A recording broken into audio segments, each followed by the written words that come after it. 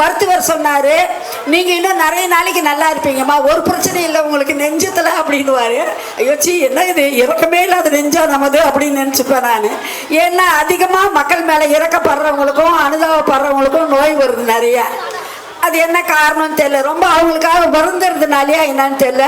நானும் அளவுக்கு மீறி நேரம் எடுத்துக்கணும், அளவுக்கு மீறி வருத்தப்படும் போது கூட நமக்கு ஏன் அந்த நெஞ்சக நோய் வரல அப்படின்னு நான் கவலைப்பட்டுக்கிறேன். இப்போ அம்மாவை பார்த்த பின்னாடி இங்கேயே அவங்கள நட்பு பிடிச்சிக்கணும்னு நினைக்கிறேன். ஏன்னா நாளைக்கு எதுனா ஒன்றுன்னா கூட அம்மா நான் வருவேன் உங்ககிட்ட அப்படின்னு சொல்லலாம் இல்லை.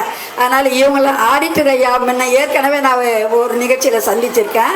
எல்லாரும் இங்கே இருக்கிறவங்களாம் நான் சந்திச்சிருக்கேன். பெரும்பாலும் எனக்கு எவ்வளோ வலி வேதனை இருந்தாலும் இந்த நாட்டுக்காகவும் மக்களுக்காகவும் மொழிக்காகவும் ஒரு பிரச்சனை அப்படின்னா கண்டிப்பாக நான் அந்த இடத்துல அழையா விருந்தாளியாக போய் நின்றுடுவேன்.